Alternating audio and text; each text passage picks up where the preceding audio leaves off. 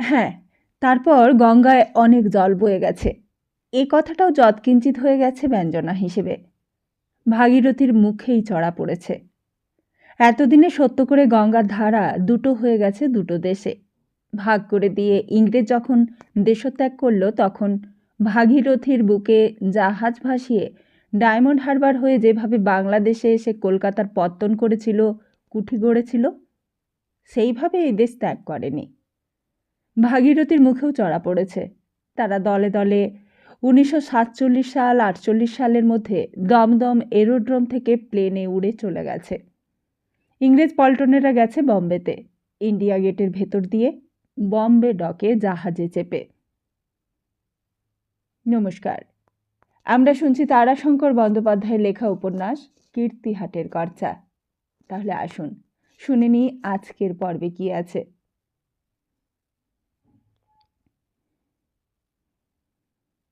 বাংলাদেশে প্রফুল্লচন্দ্র ঘোষ মুখ্যমন্ত্রী হলেন। তখন রাজনৈতিক ক্যারাম বোর্ডে দলাদলি স্ট্রাইকারের ধাক্কায় কর্মীরা বিভিন্ন দলের পকেটে ঘাঁটি গেড়েছে। কমিউনিস্টদের সঙ্গে সুলতার মিল 1942 সাল থেকেই নেই, অর্থাৎ জনযুদ্ধের আমল এবং অ্যান্টিফ্যাসিস্ট লেখক শিল্পীদের আন্দোলনের আমল থেকেই। সেই অর্থনীতির সঙ্গে রাজনীতি বিজ্ঞানের দৃষ্টি পেয়েছে। সে এইসবের তত্ত্ব এবং মর্মও বুঝত। গোড়া থেকে সে সোশ্যালিস্ট। তখনও পর্যন্ত সোশ্যালিস্টরা কংগ্রেসের মধ্যেই ছিল, তাই সেও ছিল। তবে একই বোর্ডের 4টে পকেট হওয়ায় একটা পকেটে স্থান করে নিয়েছিল। তারপর প্রফুল্ল ঘোষ মন্ত্রিত্ব ছাড়লেন। ডক্টর বিধান রায় মুখ্যমন্ত্রী হলেন। প্রদেশ কংগ্রেসেও ওলটপালট হয়ে গেল। অতুল্য ঘোষ প্রেসিডেন্ট হলেন। মহাত্মাকে হত্যা করলে গডসে দিল্লির বিড়লা ভবনে। তারপর ঐক্যের বন্ধন দেখতে দেখতে ছিন্ন হয়ে গেল। সোশ্যালিস্টরা পৃথক হলো, তার সঙ্গে সঙ্গে সুলতাও। তারপর 51 সালে ইলেকশনের আগে কৃষক প্রজা পার্টি হলো। প্রফুল্ল ঘোষ তার বাংলাদেশের নেতা সর্বভারতীয় প্রধান হলেন আচার্য কৃপালিনী। ইলেকশন হয়ে গেল। সোশ্যালিস্ট কৃষক প্রজা এক হয়ে পিএসপি হলো। দেশের মানুষকে তীব্র আক্রমণ না করে পারলে না সুলতা। মানুষগুলো অদ্ভুত বোকা। এরা ধরতেও পারলে না কংগ্রেসের পরিবর্তন এবং তার ধাপ্পাবাজি। তারা ভোট দিল কংগ্রেসকেই। কংগ্রেসকে এই সাবাস সুলতা দেয় যে কংগ্রেস এই বোকা মানুষগুলোকে ঠিক চিনেছে। তারা যেখানে যেমন সেখানে তেমন খেলা খেললে। যেখানে জমিদারকে দাঁড় করালে ভোট পাবে, সেইখানে জমিদারকে দাঁড় করালে। যেখানে শেঠকে দাঁড় করালে টাকার জোরে জিতে যাবে, সেখানে তাই করল। যেখানে কর্মী দিতে হবে সেখানে কর্মী দিল, এবং এই কৌশলে অধিকাংশ পল্লী অঞ্চলেই জিতে গেল। 2-4 জায়গায় যে হার হলো না তা নয়, তবুও তারা সংখ্যায় এমন মেজরিটি হলো যে সব দলগুলি তাদের মতবাদ এবং নিজেদের সততা ও বুদ্ধিমত্তা সম্পর্কে যথেষ্ট গৌরব এবং বিশ্বাস পোষণ করেও মানুষের কাছে গৃহীত হলো না। তবে এটা ঠিক কথা যে অন্তত সুলতাদের তাই বিশ্বাস। এই যাত্রা দলের রাজার সাজ, যা পড়ে কংগ্রেসওয়ালারা আসর জমাচ্ছে, সে আসর ভাঙবেই। জীবনের আসর চিরদিনের, সত্যের কদর চিরদিনের। কিন্তু জীবনের নামে অভিনয়ের আসর যতই অভিনয় গুণে জীবন্ত হোক, অভিনয় শেষ করতেই হয়। তখন পালাটা আর সত্য থাকে না, এবং পালার বীরগুলো তখন একান্তভাবে নট বলে ধরা পড়ে। তখন সত্য এবং সত্যকারের মানুষের কাল আসে। তাদের তখন চেনে মানুষ, তাদের ডেকে এনে বসায় জীবনের আসরে। কথাটা আরও জোর দিয়ে বললে সে। 50 সালটা গোটা বিলেত এবং ইউরোপ ঘুরে এসে স্টেট থেকেই স্কলারশিপ পেয়েছিল। 1953 সালের নভেম্বর সেশনে কংগ্রেস দল নাটুকে ভাঁওতা দিলে দেশের মানুষকে জমিদারি উচ্ছেদ বিল এনে, জমিদারি উচ্ছেদ বিল নয়, এস্টেটস অ্যাকুইজিশন বিল। শুধু দেশের মন্ত্রিত্ব নিয়ে তৃপ্তি হচ্ছে না এদের। জমিদারদের জমিদারি কিনে প্রকারান্তরে তারা জমিদারি সেজে বসবে। প্রজার খাজনায় 1 পয়সা মকুব হবে না। 16 আনা লাভ সমেত আয় বৃদ্ধি হবে। পতির জমি যা জমিদারদের খাস, তা আসবে তাদের হাতে। তারা বিলি করবে ইচ্ছে মতো, বিনিময়ে ভোগের সুবিধে হবে। বিল যেদিন থেকে বিধানসভায় এসেছে সেদিন থেকেই সে প্রায় নিয়মিতই আসছে, বক্তৃতা শুনছে, অভিনয় দেখছে, কিন্তু একদিনও সে সুরেশ্বরকে দেখেনি এবং এমনইভাবে তার মন থেকে সে সরে বা মুছে গেছে যে তার দেখা এখানে পেতে পারে এমন কথা তার মনেই হয়নি। এর অবশ্য আরও একটা কারণ আছে, সেটা এই যে সুরেশ্বর দেশে ফিরে সেই 41 সালে আবার সেই কীর্তিহাটেই ফিরে গেছে। সে তার খোঁজও করেনি কোনো দিন এবং কোনো সংবাদও সে পায়নি যাতে তাকে মনে করবার হেতু হতে পারে, না শিল্পী হিসেবে না মানুষ হিসেবে। অসীমা সীমারও বিয়ে হয়ে গেছে, তারা ঘরণী গৃহিণী, অবশ্য ভালো ঘরেরই। তারাও তাকে ভুলেছে, সেও তাদের ভুলেছে। দেখাও হয় না, আর চিঠি লেখালেখিও নেই। আর তাছাড়াও আরও একটা পার্থক্য হয়েছে, সেটা সীমা অসীমার ভাইকে নিয়ে। প্রদীপ যৌবনে পা দিয়েই 42 সাল নাগাদ গিয়ে পড়েছিল অ্যান্টিফ্যাসিস্ট রাইটার্স আর্টিস্ট অ্যাসোসিয়েশনে, সেখান থেকে একেবারে কমিউনিস্ট পার্টিতে। দীর্ঘদিন স্টুডেন্টস ফান্ডে স্টুডেন্ট লিডার হয়ে ছাত্র জীবনের জেদ টেনে অবশেষে অ্যাডভোকেট হয়েছে হাইকোর্টের। পার্টির মেম্বারও সে বটে। কমিউনিস্ট পার্টি 1949 কিংবা 50 সালের। যখন বেআইনি ঘোষিত হলো, অনেকদিন জেলেও ছিল সে। জেল থেকে বেরিয়ে সে হাইকোর্টে যাচ্ছে আসছে, আর এরই মধ্যে রাশিয়া চীন দুটো দেশেই ঘুরে এসেছে। তার সঙ্গে চীনে গিয়েছিল অসীমা আর তার স্বামী, রাশিয়া গিয়েছিল সীমা এবং তার বর। তারা দুই বোনেই বিলাসিনী ধনী গৃহিণী হয়েও এবং পার্টির মেম্বার না হয়েও খুব কড়া রকমের কমিউনিস্ট মতবাদ পোষণ করে। সুতরাং তাদের সঙ্গে টেলিফোনে কথা হওয়া তো দূরের কথা, পথে দেখা হলেও এদিক ওদিক মুখ ফিরিয়ে নেয় এবং গগলসটা অকারণে 2 হাত দিয়ে নাকের ওপর টিপে বসায়। অর্থাৎ সুরেশ্বরের সংবাদ কোনো একটি সূচিছিদ্র সরু পথেও কোনো সূত্রেই আসেনি, আসতে পায়নি।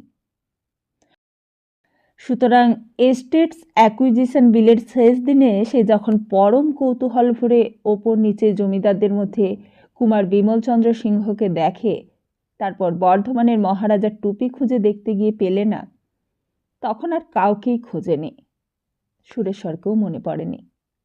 শুধু একটা কৌতুককর কথা মনে হয়েছিল, আজ যদি ভূমি রাজস্ব মন্ত্রী সত্যেন্দ্রনাথ বসুর জায়গায় দেওয়ান গঙ্গা গোবিন্দ সিংহের বংশধর কুমার বিমলচন্দ্র সিংহ থাকতেন তো বড় ভালো হতো। তাহলে অপোজিশনের কেউ না কেউ তার কৌতুক কথাটা নিশ্চয়ই বলতো। অন্তত সে শ্রী সুধীর রায়চৌধুরীকে দাশরথী তাকে বলে দিয়ে আসতে বলতে, আর বলতো 150 বছর পর আবার হেস্টিংস আর তার দেওয়ান রায়রা নতুন খেলা খেলতে এসেছেন। গালাগাল, তীব্র সমালোচনা, কঠিন উক্তি, গোলমাল করে বিপক্ষ দলের বক্তৃতায় বাধা দেওয়া, বক্তৃতা ঢেকে দেওয়া হয়ে গেছে।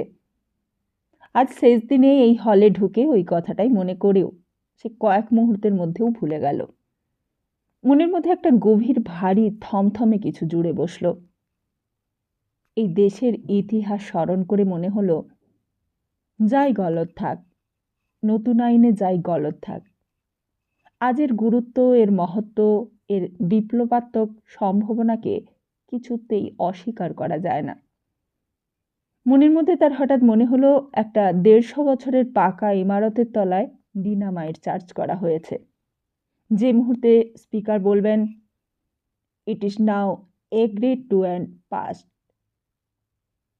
সেই মুহূর্তেই বিপুল বিস্ফোরণ শব্দের সঙ্গে বিরাট ইমারত টলতে টলতে চারিপাশে ফেটে চৌচির হয়ে বিপুলতর শব্দ করে মাটিতে আছড়ে পড়বে। বিরাট একটা ধূলির পুঞ্জ উঠবে আকাশে, ঢেকে দেবে চারিদিক। হয়তোবা চাপা পড়ে মানুষ কাতরাবে ধ্বংসস্তূপের ভেতর থেকে। দাঁড়িয়ে দাঁড়িয়ে শুনতে হবে, চোখে জল এলেও মুছে ফেলতে হবে। যারা ওই ঘর আঁকড়ে পড়েছিল মৃত্যুই তাদের নিয়তি, মরতে দাও তাদের, তারা মরুক। কিসের খেদ? তাকাও, দৃষ্টি আরও প্রসারিত করে তাকাও। স্মরণ করো। এই তো কিছুদিন আগে গোটা করদ রাজ্যগুলি অসহায়ভাবে এমন করে ভেঙে পড়েছে। মনে পড়ছে না হায়দ্রাবাদের নিজামত্বের সব থেকে উঁচু মিনারটা ভেঙে পড়ে যাওয়ার ছবি? কেঁদো না, ভাবছিল সে। এরই মধ্যে কারোর মোটা ভারী গলার শব্দে সে চমকে উঠল। ডক্টর রায়ের গলা। তিনি তার শেষ বক্তৃতা দিতে উঠেছেন।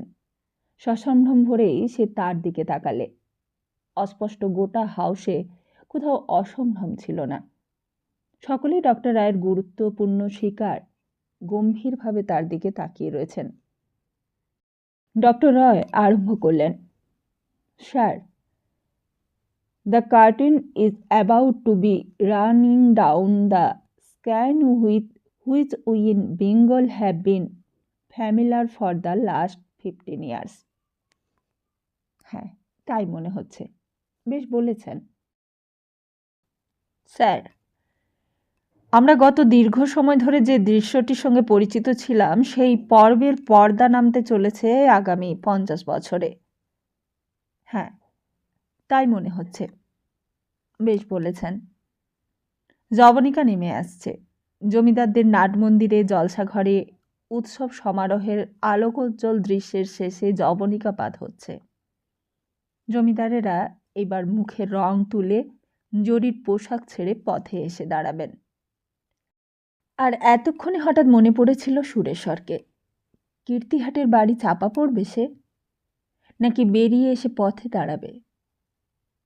সে চিন্তা বেশিক্ষণ থাকেনি। ডক্টর রায়ের গম্ভীর কণ্ঠের বক্তব্য স্তব্ধ বিধানসভার গম্বুজের গোল ছাদে প্রতিধ্বনিত হচ্ছিল। এক টানা তিনি বলে চলেছিলেন। একটিবারের জন্য কোনো কথা কেউ বলেনি, আর অন্য কোনো শব্দ হয়নি। আমি আনন্দের সঙ্গে বলতে পারি যে আমাদের দল আজ দেশের সামনে একটি পরিকল্পনা উপস্থাপন করতে সক্ষম হয়েছে, যা আমি আশা করি রাইতদেরও ও জমিদারদের মধ্যে এই দেশের সমাজের বিভিন্ন শ্রেণীর মধ্যে আরও ভালো বোঝাপড়া গড়ে তুলবে।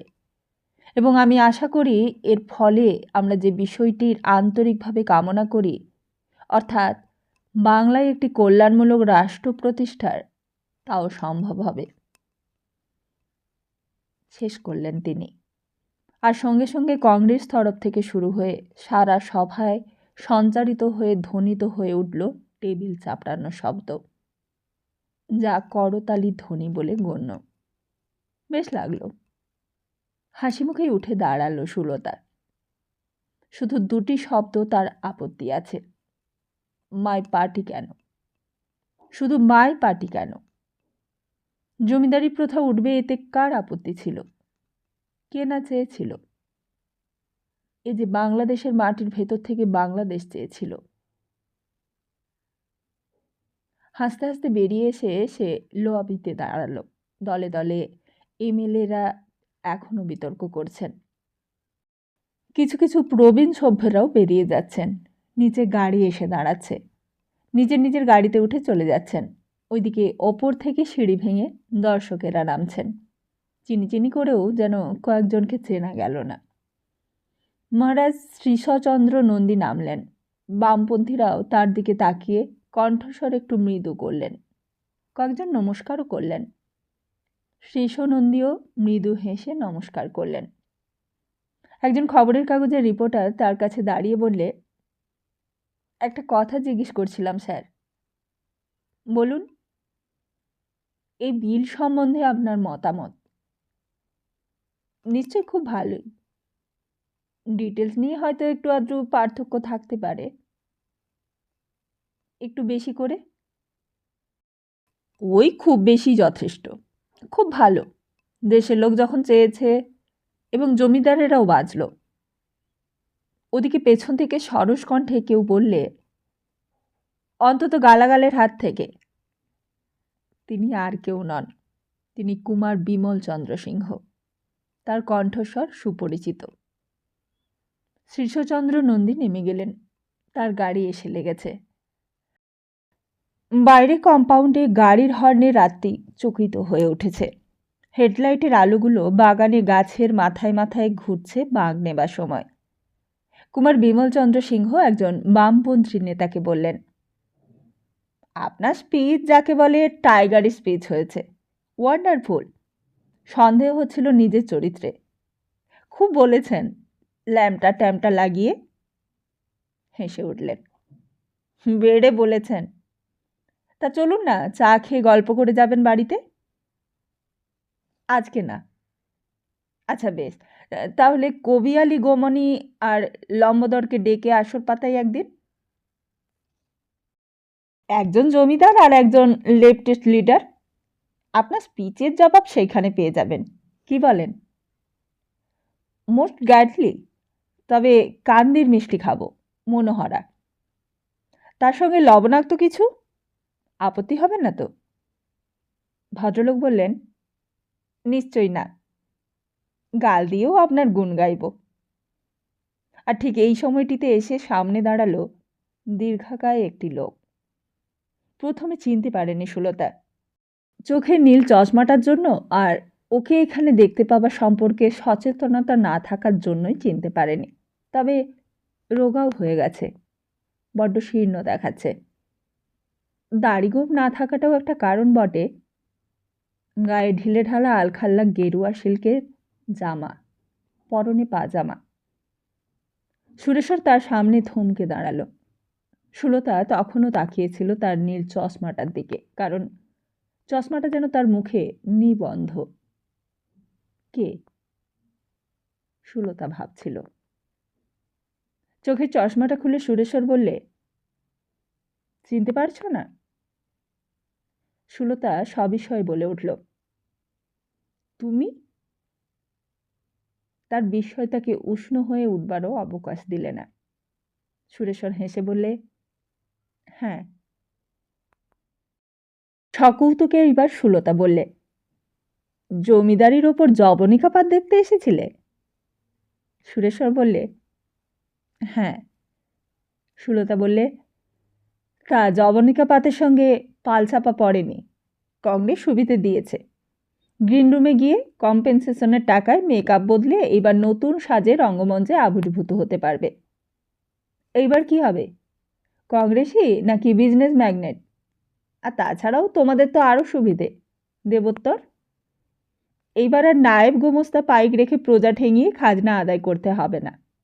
খোদ সরকার এবার অ্যানুইটি পৌঁছে দেবেন।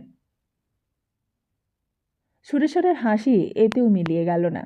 সে কিছু বলতে যাচ্ছিল, কিন্তু ওদিক থেকে কুমার বিমলচন্দ্র সিংহ সুরেশ্বরকে দেখে বললেন, কি মশায়, আপনি কীর্তিহাটের সুরেশ্বর রায় নয়? শিল্পী সুরেশ্বর রায়? সুরেশ্বর নমস্কার করে বললে, হ্যাঁ। ভালো আছেন আপনি? হ্যাঁ, তা আছি। আর উপায় বা কি ভালো না থেকে? তারপর আপনার খবর কি? বিলেতে গিয়ে নাম কিনে দেশে এলেন, তারপর সব নীরব। তবে শুনি নাকি দেশে বসে দেদার ছবি আঁকেন, তা আমাদের দেখান। দেখাবো। হ্যাঁ, একটা এক্সিবিশন করুন।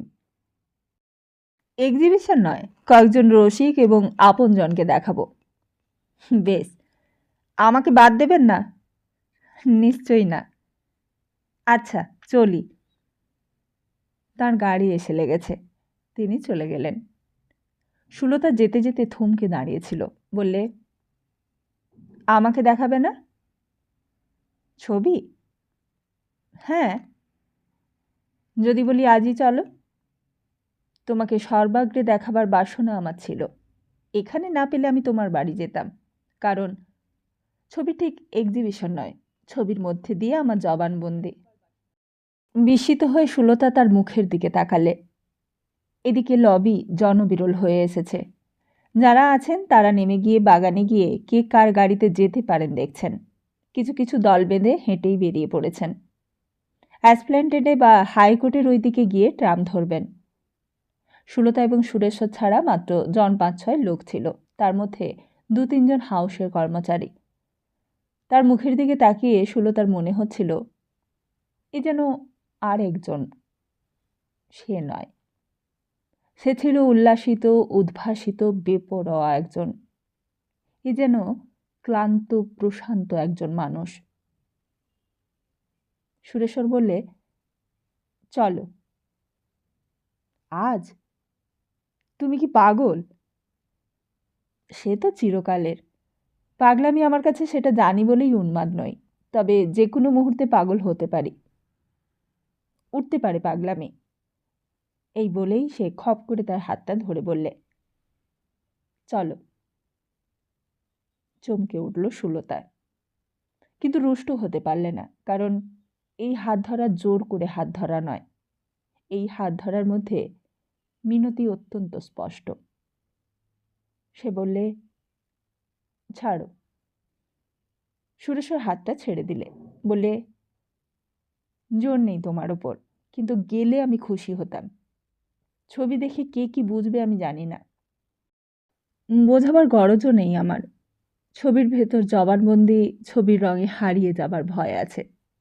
তাতে শিল্পী সুরেশ্বর জিতবে, কিন্তু মানুষ সুরেশ্বর বোবা আসামি থেকে যাবে। তোমাকে পেলে তোমার কাছে সেই ব্যঙ্গই হতে পারত, হয়তো বা বাঁচালো হতো। এইখানে যে নাটকে জবনিকাপাতের জন্য উল্লাস করছো, সেখানে গেলে নাটকটার ম্যানুস্ক্রিপ্টটা দেখতে পেতে। আচ্ছা। এই বলে সে দীর্ঘ পদক্ষেপে এগিয়ে গেল ফটকের দিকে। সুলতার ভুরু দুটি কুঁচকে উঠল। মনের মধ্যে যেন দ্বিধা জেগেছে একটা। ওই লোকটা সম্পর্কে তার ধারণা যতই খারাপ হোক, তবুও কি জানি কেন যেন একটা করুণা জাগছে। হাতের ঘড়িটার দিকে একবার চেয়ে দেখলে 9:04। জানবাজার কাছেই। একবার ওর ওখানে গেলে কি হয়? বড় জোর 10টা, 10:15 বাজবে, তাতে খুব একটা দেরি হবে না। সে ডাকলে, দাঁড়াও, শুনছো? সুরেশ্বর তখন ফটকে। সে ফিরে দাঁড়ালো। কিছু বলছো? হ্যাঁ। কাছে এসে বললে, চলো, কিন্তু আধ ঘন্টার বেশি না। তাহলে একটা ট্যাক্সি ডেকে নিই। হ্যাঁ, সেই ভালো। একটু এগিয়ে এসে রাজভবনের দক্ষিণ পশ্চিম কোণটায় কয়েক মিনিট দাঁড়াতেই একটা ট্যাক্সি মিলল। তাতে চড়ে বসে এসে সেই জানবাজারের বাড়ির সামনে দাঁড়ালো। বাড়িটা চেনা যায় না। দীর্ঘদিন এই পথে সুলতা হাঁটেনি।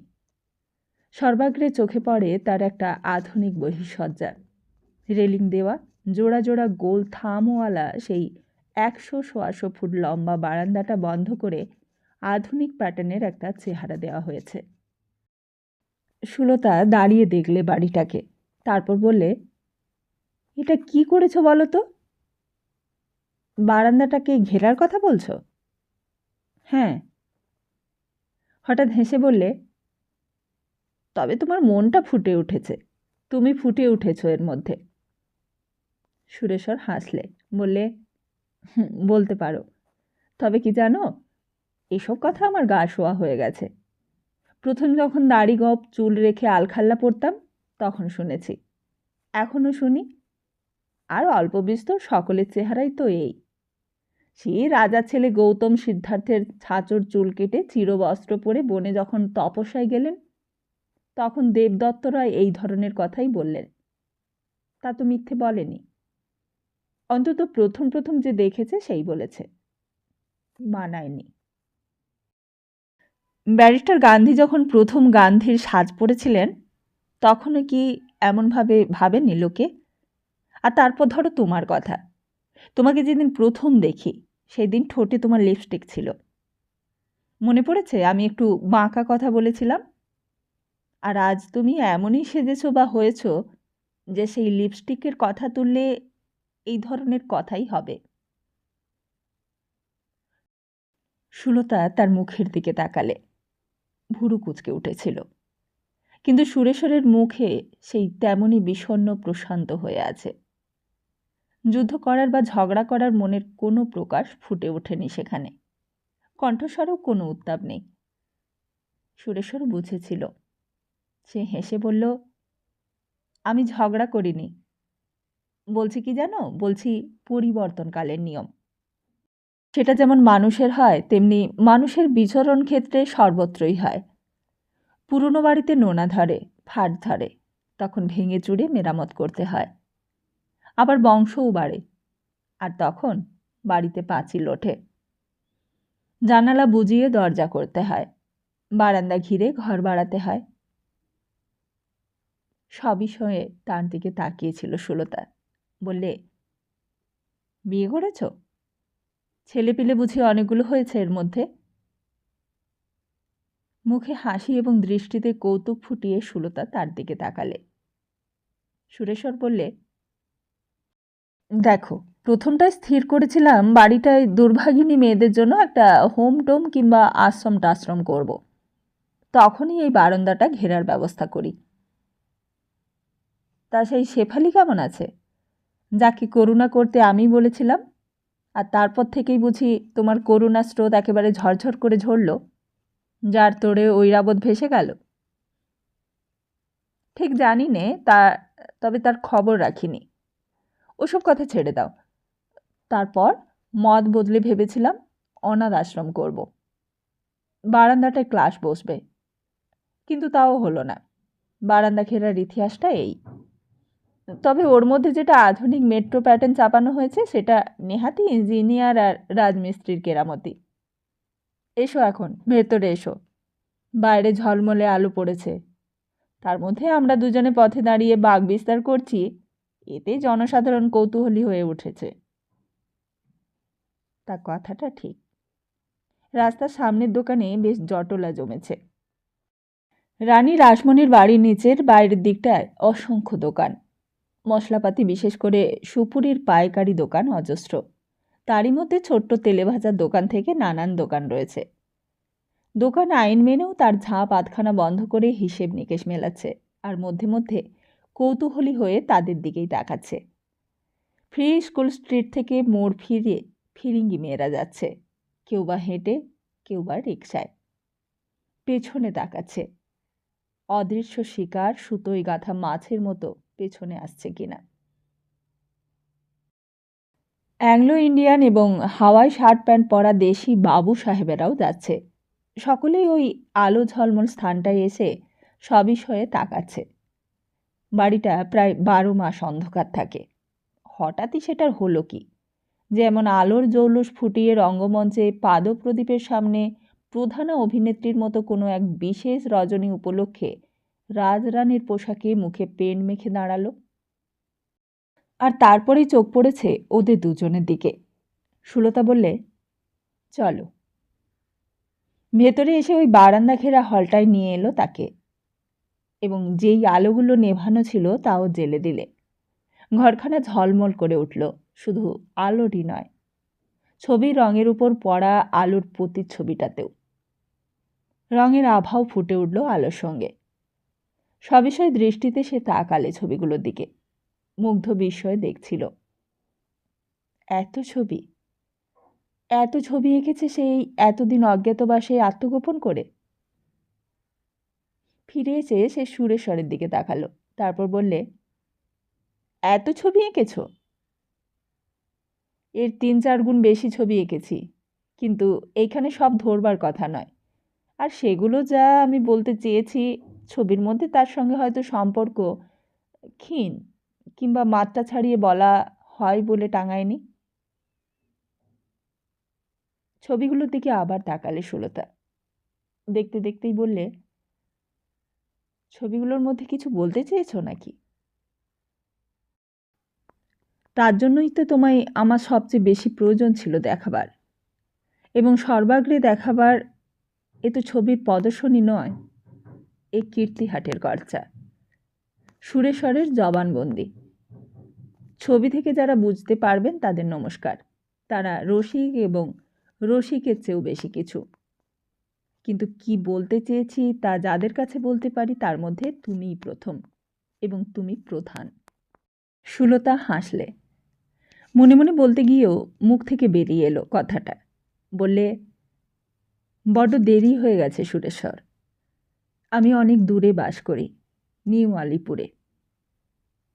তা জানি, তবে একটা কথা বলি। আজ নানান জমিদারের বাড়িতে আসর পড়েছে। আমার মনে হচ্ছে বর্ধমানের মহারাজা সম্ভবত গোলাপবাগের প্রাসাদ থেকে প্যালেস পর্যন্ত ঘুরেছেন ছবি দেখে দেখে। মন চলে গেছে 1799 পার হয়ে 1757-তে, তা পার হয়ে আরও পেছনে, যখন শোভা সিং কৃষ্ণকুমারীর ছুরিতে মরেছিলেন সেই আমলে। ওকে দেখেছি, ইমোশনাল লোক।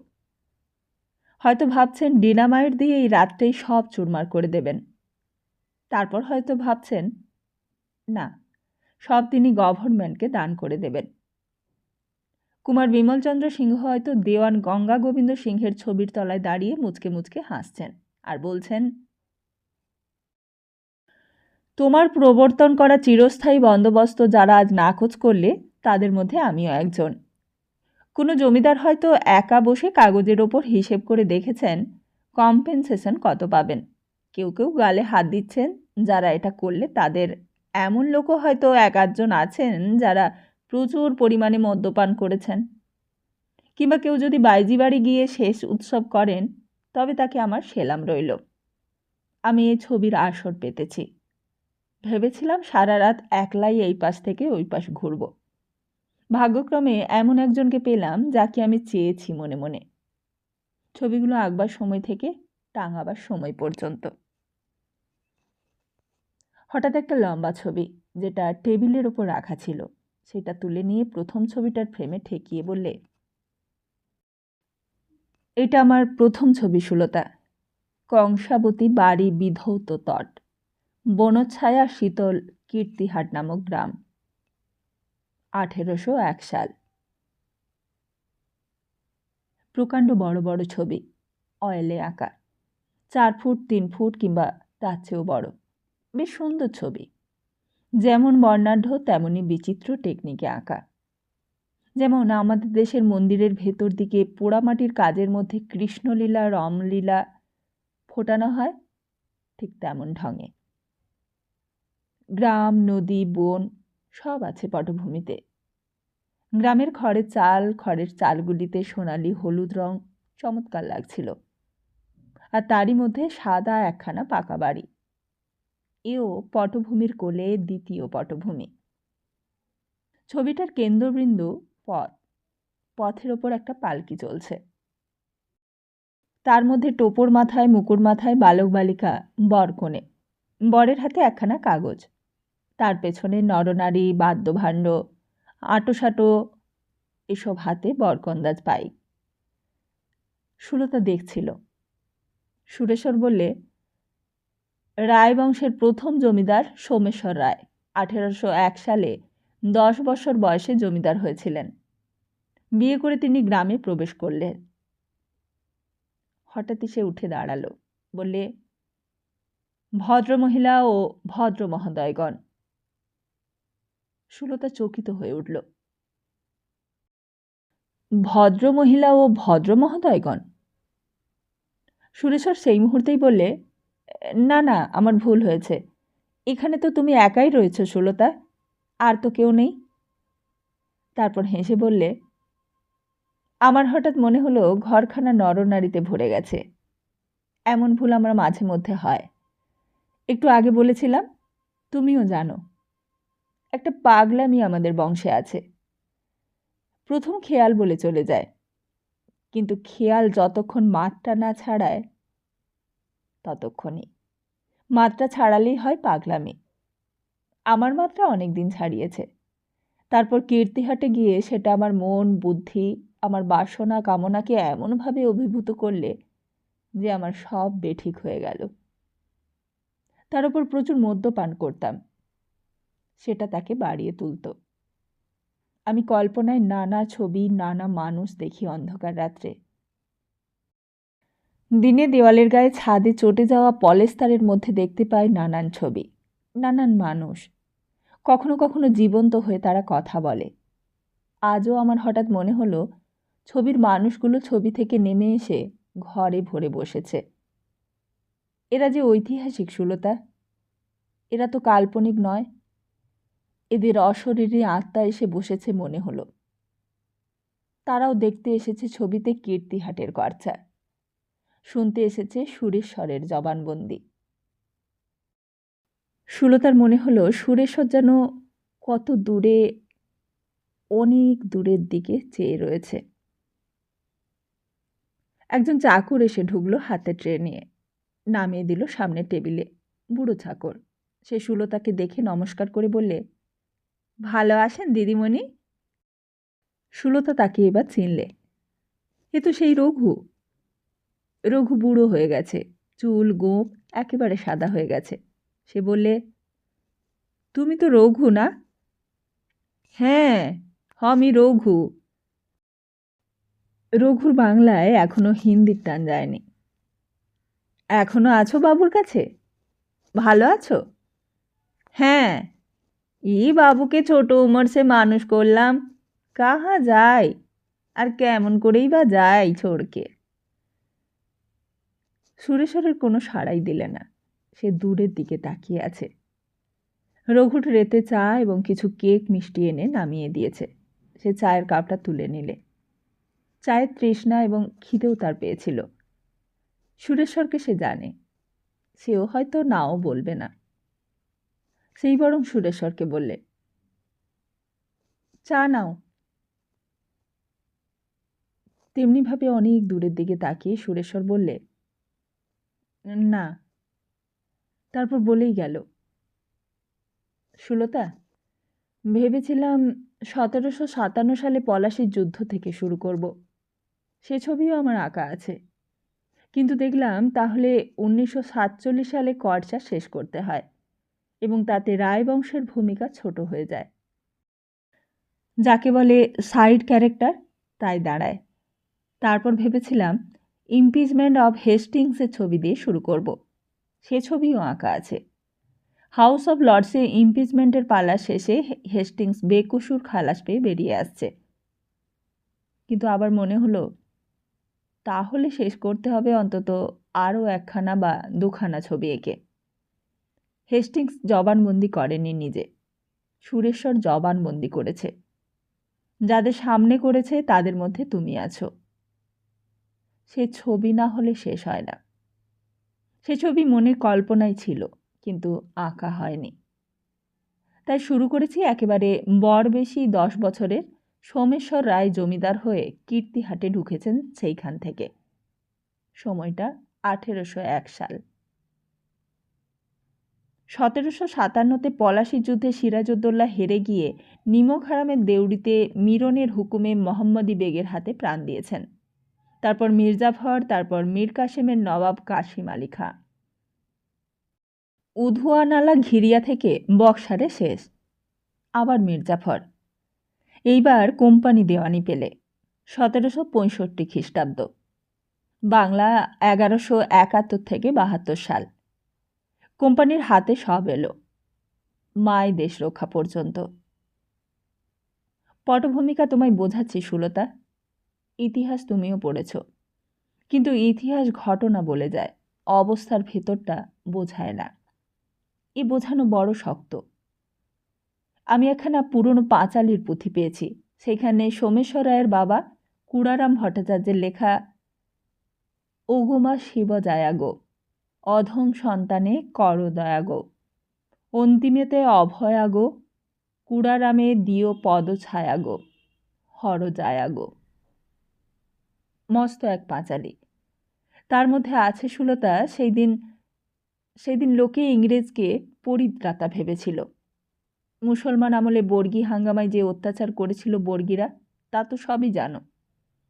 তবুও সেকালে এক কবি মহারাষ্ট্র পুরাণ লিখেছিল। তাতে আছে, পাপে সব পূর্ণ হয়ে গেছে দেখে স্বর্গ থেকে দেবতারা এসে বর্গী পেশোয়া থেকে নানান সেনাপতির মধ্যে তাদের শক্তি সঞ্চারিত করেছিল দেশময় পাপীদের শাস্তি দিতে। এতেও তাই আছে। নবাবের সঙ্গে নবাবী আমল শেষ হতে অন্তত হিন্দু সমাজের সাধারণ লোক ইংরেজের ওপর কৃতজ্ঞ হয়েছিল। অত্যাচার তো আর কম হয়নি। ওই পাঁচালির গোড়াটা আমার মুখস্থ আছে। এই বলে সুরেশ্বর আবৃত্তি করে গেল, কালে কালে পাপের ভাড়া পূর্ণ হইলে কাপে ধরা, ব্রহ্মা বিষ্ণু দিশেহারা যাচে তোমার দয়াগো, হর জায়াগো।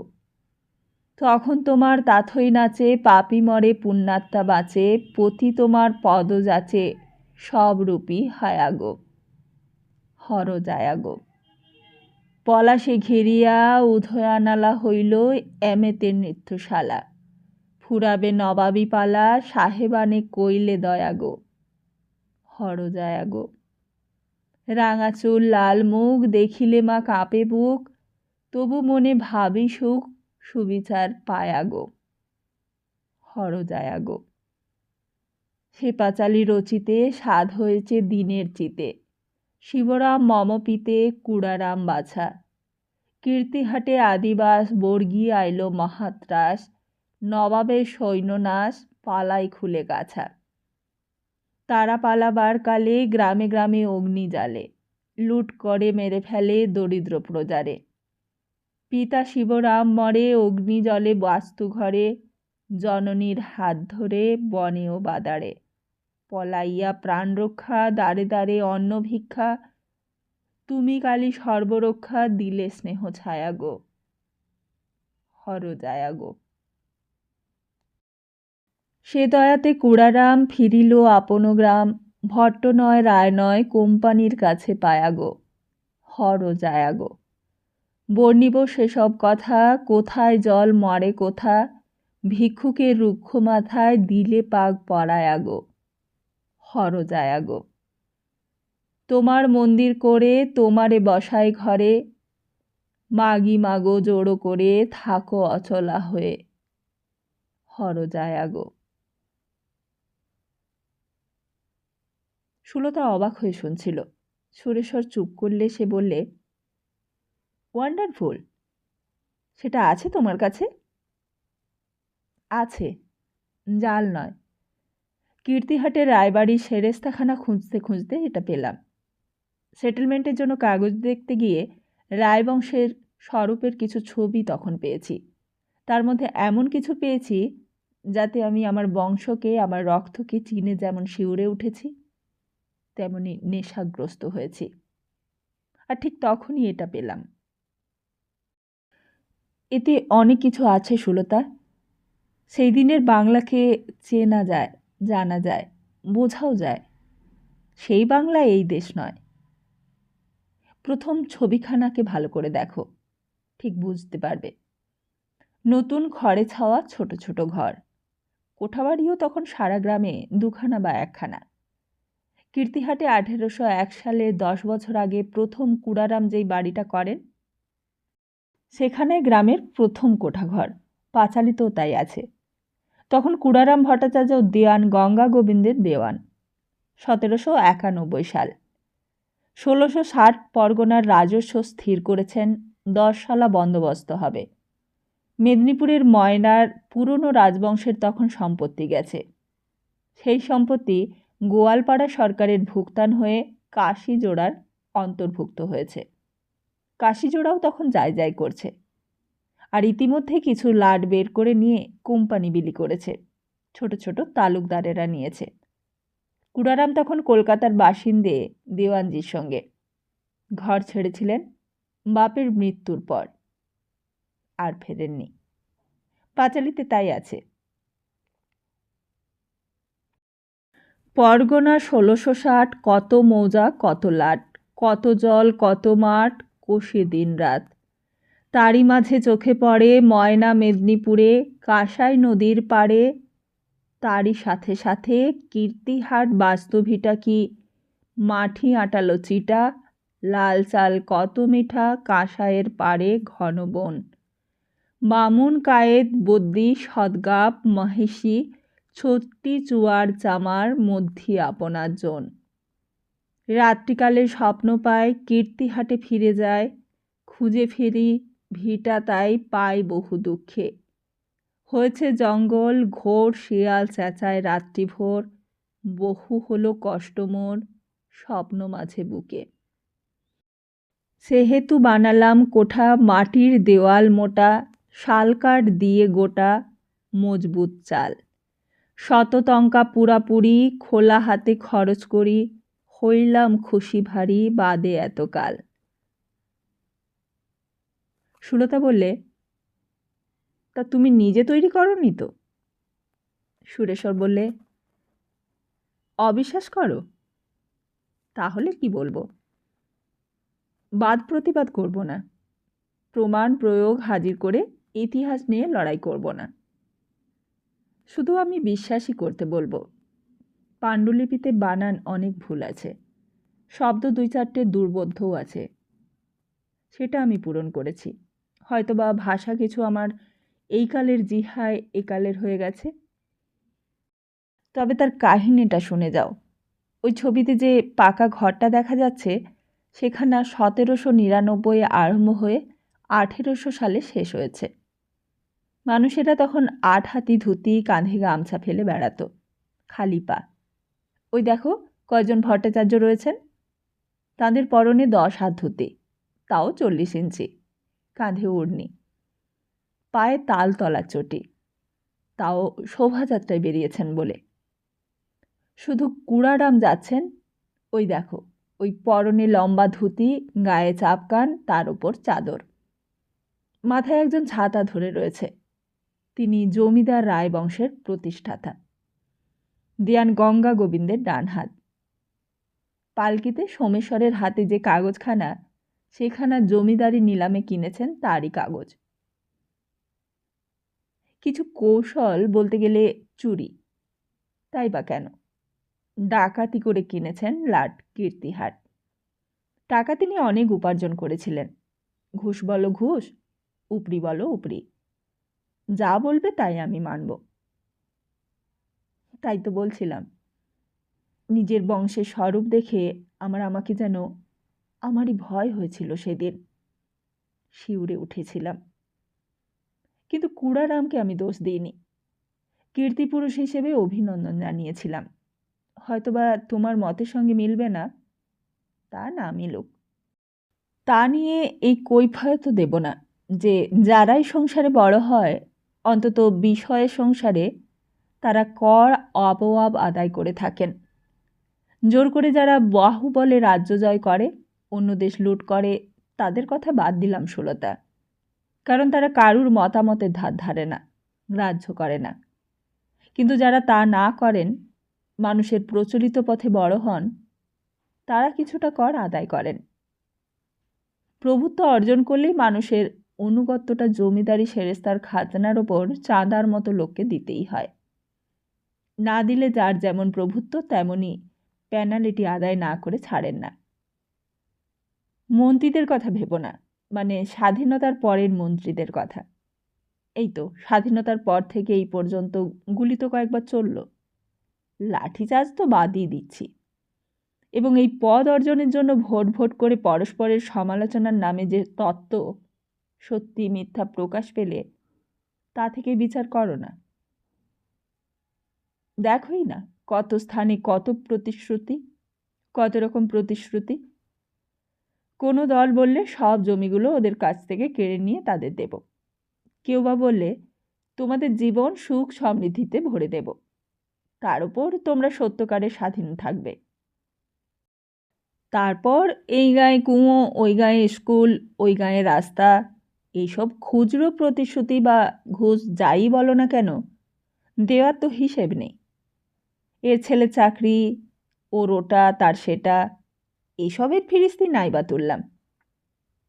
সুতরাং এই ধরনের ব্যাপার চিরকালই আছে, ব্যাপারের ঢং পাল্টেছে। কিন্তু যারা লোকনায়ক হলেন, তাঁদের অস্বীকার করব কি করে? কুড়ারাম ভট্টাচার্যকে তাই আমি অভিনন্দন জানিয়েছিলাম সেই দিন। কুড়ারাম ভট্টাচার্যের পাঁচালী আমাকে খুব বেশি আকর্ষণ করতো না, বা এত মূল্যও তাকে দিতাম না, যদি আমি আর একটা বিচিত্র এবং নিষ্ঠুর তথ্য আবিষ্কার না করতাম। তাতে তুমি জড়ানো সুলতা। অন্তত তোমার সঙ্গে আমার যে অন্তরঙ্গ বন্ধন হওয়ার কথা, প্রতিশ্রুতি দিয়েছিলাম একরকম, তার মাঝখানে এই তথ্যটা এসে দাঁড়িয়ে আমাকে শিউরে দিয়েছিল। আমি সেই তথ্যটার অন্তরালে সত্য কি তাই আবিষ্কার করতে পুরনো কাগজ হাঁটকে দেখেছি সারাদিন। সেই ধুলা সর্বাঙ্গে মেখে ভূত হয়ে সন্ধ্যায় স্নান করে বিবি মহলের ছত্রি দেওয়া রেলিং ঘেরা বারান্দায় বসে ভেবেছি, সুলতা ভুরু কুঁচকে বিরক্তি ভরেই বললে, কি বলছো পাগলের মতো? আমার সঙ্গে কোথায় সম্পর্ক আবিষ্কার করলে আবার? তোমার 4 পুরুষের নাম জানো সুলতা? কেন? বলো না। 4 পুরুষ আগে তোমার পূর্বপুরুষের কারোর নাম ছিল ঠাকুরদাস পাল।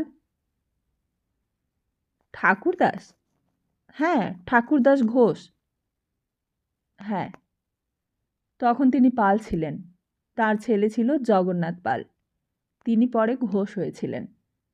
তার ছেলে নরেশ ঘোষ কলকাতায় অ্যাডভোকেট হয়েছিলেন। তিনিই ব্রাহ্ম হন। আর তার ছেলে তোমার বাবা আরসি ঘোষ, রমেশচন্দ্র ঘোষ ব্যারিস্টার। অবাক হয়ে সুলতা তাকিয়ে রইল সুরেশ্বরের মুখের দিকে। সুরেশ্বর বললে, ঠাকুরদাস ছিলেন আমার প্রপিতামহের বড় ভাইয়ের মতো, ভক্তের মতো। তার বাড়ি ছিল কীর্তিহার থেকে 15-20 ক্রোশ দূরে হুগলি জেলায়, গঙ্গার ধারে শ্যামনগরে। আমার প্রপিতামহের বিবাদ হয়েছিল তার মামা বীরেশ্বর রায়ের সঙ্গে। বীরেশ্বর রায় দুর্দান্ত পুরুষ। সেই বিবাদে আমার প্রপিতামহকে ঠাকুরদাস পাল জীবন বিপন্ন করে রক্ষা করেছিলেন। কিন্তু তার জন্য প্রথম পক্ষের সংসার, স্ত্রী, পুত্র সব পুড়ে মারা গিয়েছিল। আমার প্রপিতামহই আবার তাকে বিবাহ দেন। সেই ঠাকুরদাস পাল সুলতা খুন হয়েছিলেন। কাগজ দেখতে দেখতে সন্দেহ হলো। আর সেই খুন করিয়েছিলেন আমার প্রপিতামহ রায়বাহাদুর রত্নেশ্বর রায়।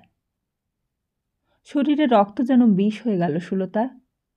মাথায় খেয়াল যাদের থাকে, মস্তিষ্কের উগ্রতা তাদের স্বাভাবিক।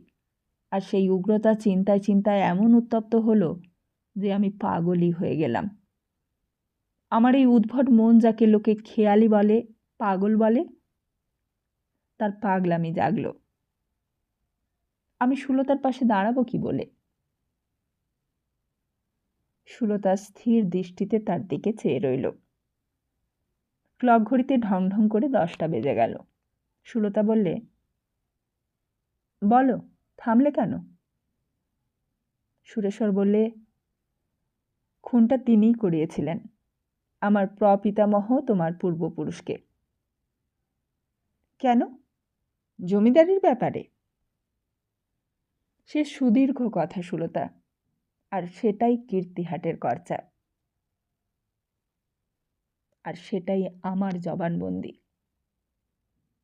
গোটা রায়বংশ তার সঙ্গে জড়ানো।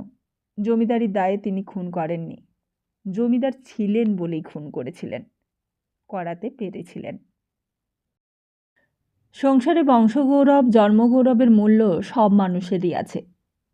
অনেক বিদগ্ধ মানুষের কাছে শুনবে 5 পুরুষ 7 পুরুষ আগে হয় পূর্বপুরুষ রাজা ছিল, নয়বা সিদ্ধপুরুষ ছিল, নয়বা কোনো অবিস্মরণীয় মানুষ ছিল। কিন্তু এই বংশগৌরব যখন সম্পদের আর বিষয়ের সঙ্গে একসঙ্গে হয়, তখন সে হয় যত দীপ্ত ততই উত্তপ্ত। দীপ্তি যখন কেউ ম্লান করে দিতে চায়, তখন তাকে উত্তাপ দিয়ে পুড়িয়ে মারে। সম্পদ যা থাকে তাদেরও এতে উন্মত্ত হওয়ার কথা। বিষয় বিষ, কিন্তু এখানে সম্পদ বিষয় ছিল জড়ানো। বিষয় মাতৃকুল, পিতৃকুল, মাতামহ, পিতামহ, পিতা, মাতা, রত্নেশ্বর নিজে সকলে এতে জড়িয়েছিলেন। কিন্তু কলঙ্কই বলো আর অগৌরবই বলো, সবটাই ভ্রান্ত বশে একটি অকিঞ্চিৎকর সত্যকে গোপন করতে গিয়ে সৃষ্টি করেছিলেন নিজেরাই। তাঁরা সত্যকে প্রকাশ করতে পারেননি, আর সেই সত্যকে প্রকাশ করে জবানবন্দি দিয়ে আমি মুক্তি হতে চাই। সুরেশ্বর হাসলে, তারপর সে ঠান্ডা চায়ের কাপটা তুলে নিলে। সুলতা বললে, ওটা জল হয়ে গেছে। সুরেশ্বর রেখে দিলে। সুলতা ডাকলে, রঘু। রঘু ঘরের দরজার ওপাশেই বোধহয় বসে বসে ঢুলছিল। এই অভ্যাসটা তার আছে। সুরেশ্বরের প্রতি তার মমতা আর শক্তি, উদারানের দায়ে নয়, এর মধ্যে একটা নেশা রয়েছে। খেয়ালি সুরেশ্বরকে মানুষ করে তার রূপ, গুণ, দোষ, ত্রুটি সবের নেশায় পড়েছে। আর সব থেকে বেশি সুরেশ্বরের খেয়ালিপনার অত্যাচারের নেশা। সে তাকে ছাড়তে পারে না। সুরেশ্বর ছবি আঁকে। সে দাঁড়িয়ে তুলি রং এগিয়ে দেয়।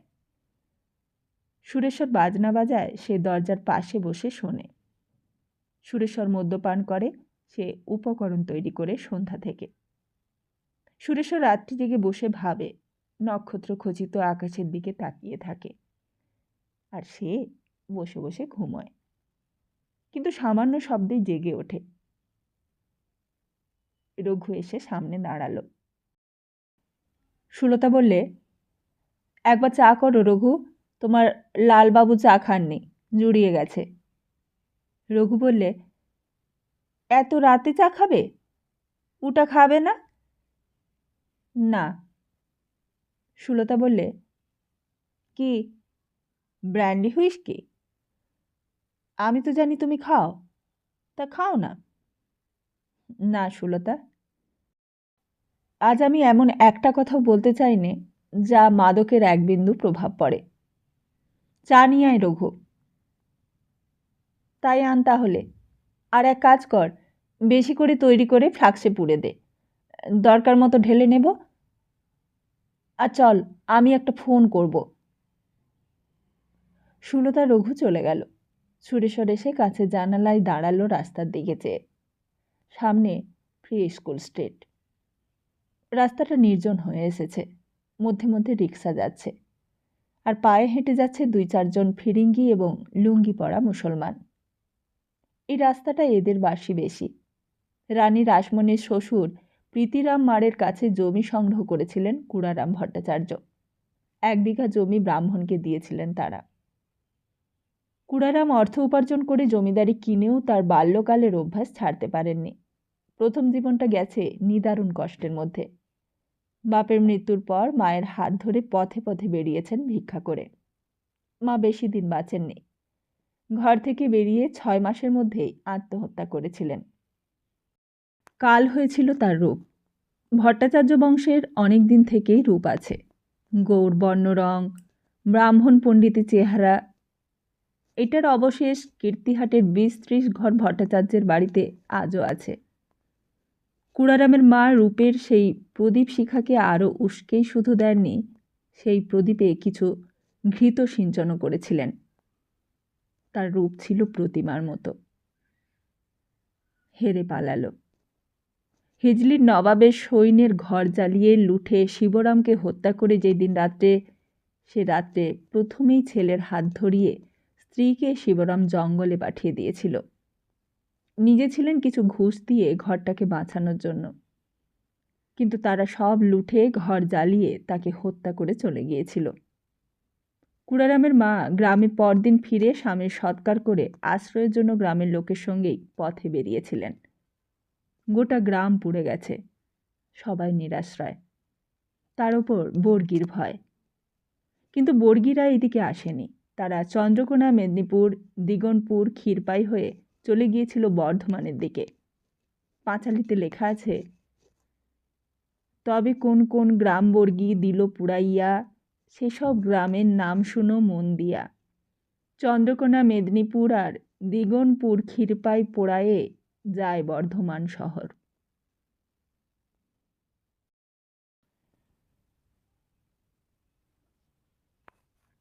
তাহলে আজকের মতো এখানেই শেষ করি। খুব তাড়াতাড়ি আসছি আগামী পর্ব নিয়ে। ততদিন ভালো থাকুন, সুস্থ থাকুন, আর সবাইকে ভালো রাখুন। নমস্কার।